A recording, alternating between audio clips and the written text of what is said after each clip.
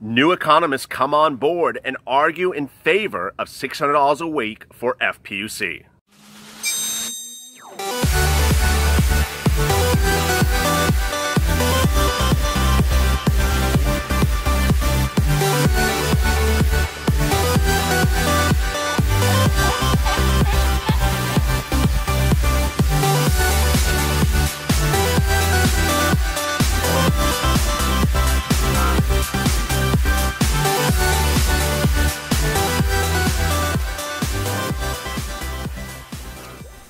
Hey, good afternoon, everybody. This is Afternoons with LALATE. Hope you're good and safe. This is an update about FPUC. That's $600 from the federal government, which goes on top of UI and PUA benefits, which has expired. Currently, about 23 million Americans are not getting their benefits because they have expired. That's on top of nearly 40% of Americans who face an eviction. And two parties can't seem to get it right. Where are we minutes ago? Well, new updates this afternoon since this morning's broadcast. The Republicans are back with another idea, and the idea was shot down by Democrats once again. The idea was to pass an emergency bill, but the emergency bill is not $600 a week. The emergency bill was $200 a week. The Democrats said no way, no how. If you don't recall, earlier this week, the Republicans and the Democrats battled over the issue of unemployment assistance. It's a topic so clear that broadcast news is leading with it morning, noon, and night. What's not clear is the calculation and where the problems go off the track. Let me recap. The Democrats proposed $600 per week to continue uninterrupted all the way into 2021 on top of your UI and PUA benefits. The Republicans proposed something that's a little bit more complicated that has been misreported left and right. They proposed $200 per week for each week of the month of August. But then after that states would have to pay you 70% of your employed rate during the pandemic based upon 2019 earnings and make that calculation on their computers. I can't even say it with a straight face. Okay, here is everything that is not apparently working for the Republicans, but actually in the end working for you. The movement towards $600 a week across the board is more likely than ever because states have been raising their hands and say, wait a second, we have told you, Republicans, we can't do that. Why can't they do that? Let me back up. States administer the $600. They don't fund it, but they send it out to you. How do they send it out to you? Well, they had to, during the CARES Act, in the first stimulus package, go back to their computer systems and put in there a part of the computer system that adds the line item of $600. To make it even clear to you, when this channel first launched and we were doing FPUC videos, people said to me, LALATE, why does it not say $600 inside the portal for my UI application? It was because in some states, their computer systems were so antiquated, they couldn't even get a line item of $600 put on the screen. They just sent it out. They literally could not modify something on a web page because that would take them ages. Other states actually had worse problems. Other states couldn't even figure out how to send out the $600. So some states didn't even launch FPUC for months, which a lot of these congressmen seem to not recall or seem to want to forget intentionally. States didn't get out $600 on April 27th across the board. This channel launched on, I think it was April 25th, 2 days before FPUC came into law, and we advised people how to apply on that day. When it went live on April 27th, only a few states had the ability to even process the application.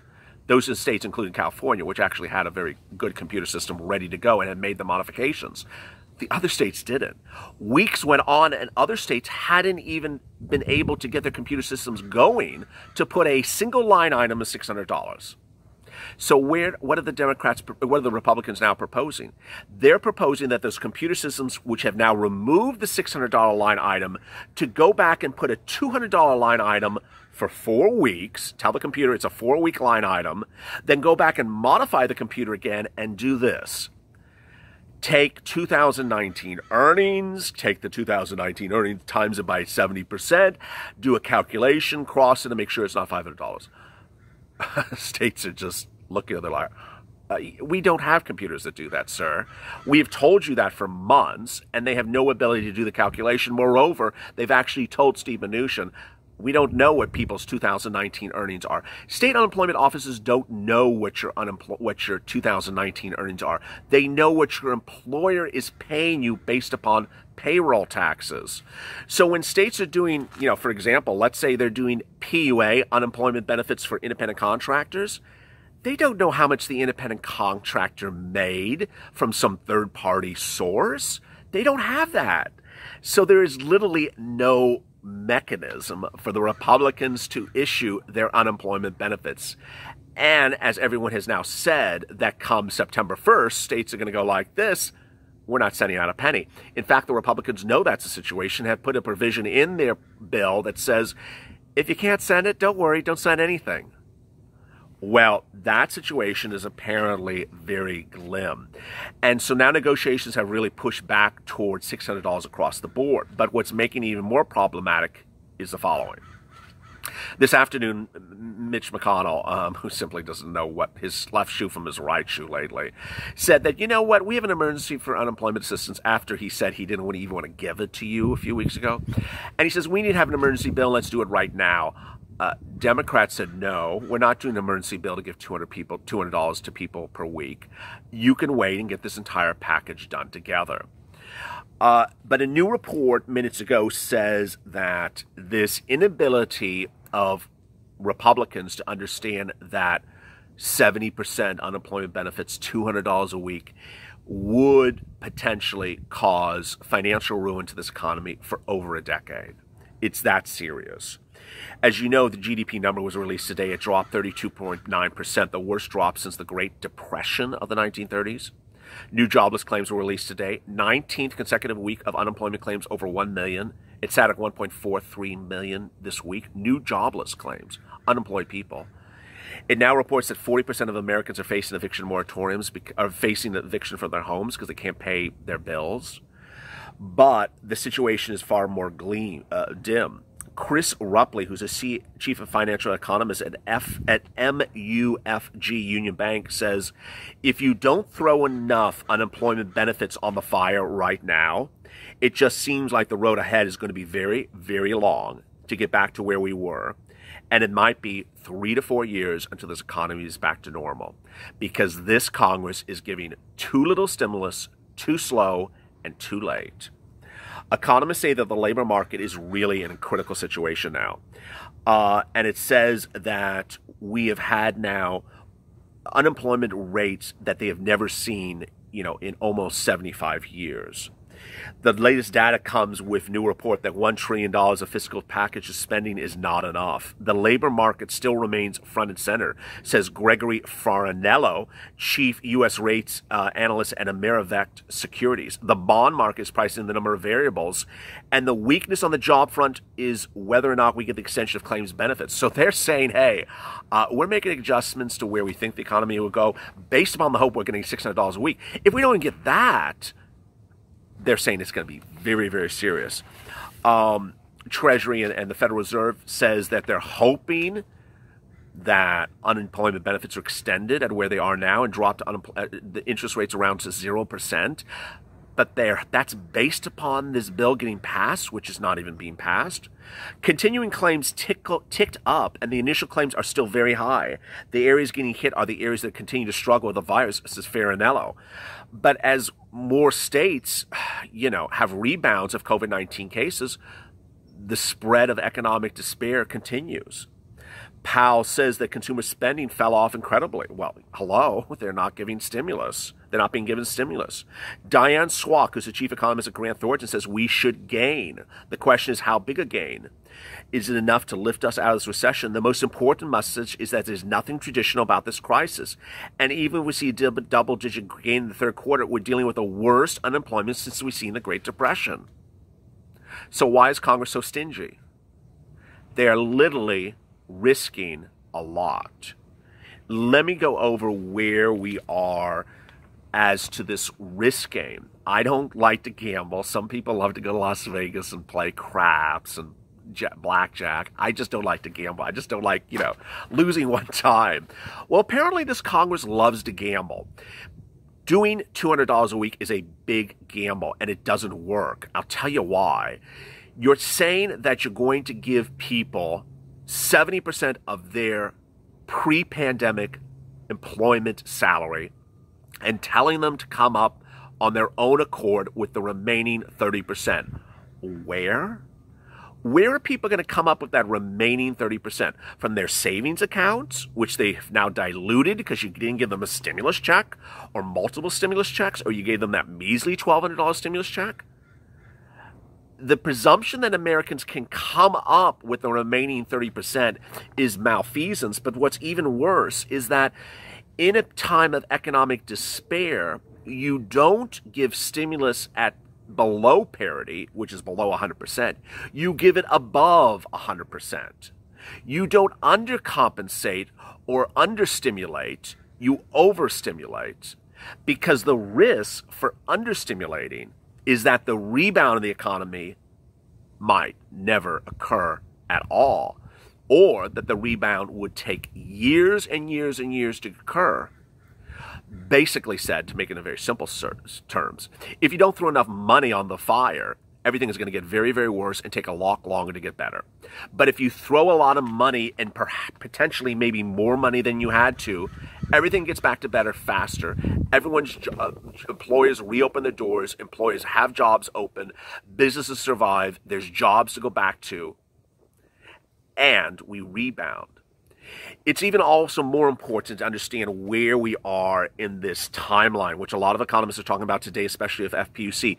When you're talking about what this economy will be after the pandemic, after the vaccine, well, if businesses are shut down forever, hell, lost, those jobs are lost. If airlines lay off 50,000 new employees every week, those airlines could no longer be there. They may have to merge. Companies will shut their doors. Businesses will never be rebound. Small American businesses will be lost forever. I mean, this channel has been helping small American businesses with EIDL grants and loans. I know the situation. I know a lot of businesses have been lost because of Javita Carranza and her ineptitude. But if you do that upon a broad level, that when we're out of the pandemic and we're healthy and we have a vaccine, we won't have those places to go back to work.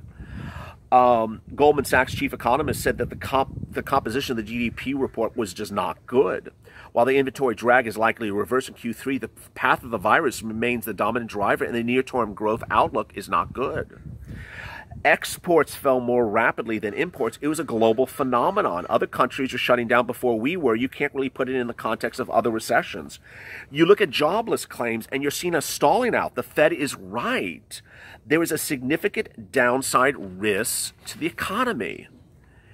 And that pulling back spending, knocking enough stimulus is very risky. It's going to be a lot slower of a recovery than a third quarter bounce, which suggests claims kind of stalling out, coupled with Powell's comments, will get people kind of gearing up for next week's employment report.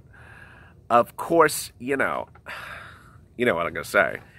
If political parties are sitting back and not passing a stimulus package this week because they're waiting for next week's employment report, which is not an unemployment report, it's an employment report based upon temporary jobs, part-time jobs. If they're going to wait and hold off on FPUC to see that employment report and then spin it and say, oh, it's all so great, yeah, we see where this is going.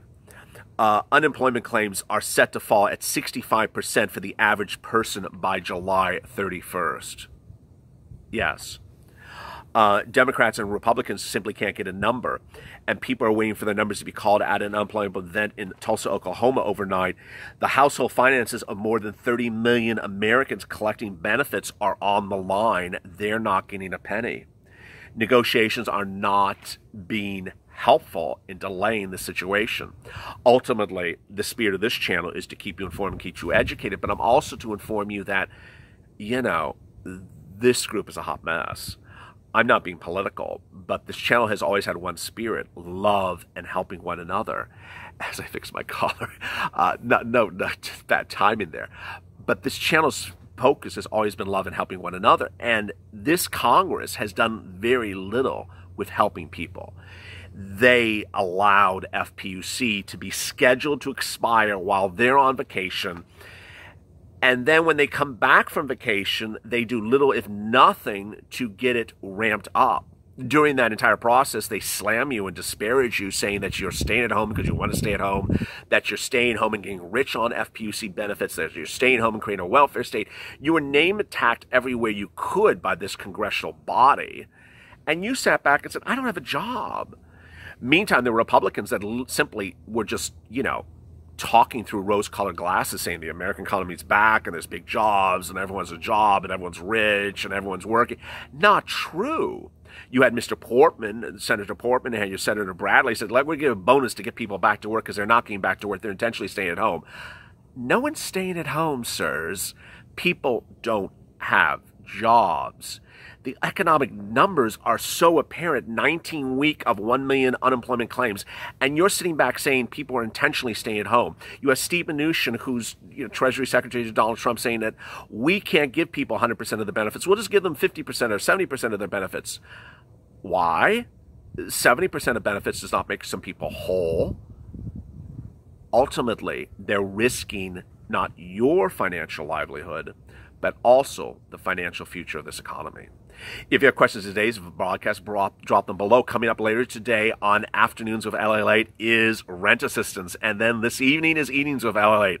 As always, stay in tune, stay informed, and stay motivated. Thank you for joining this morning on Mornings with LALATE blockbuster video.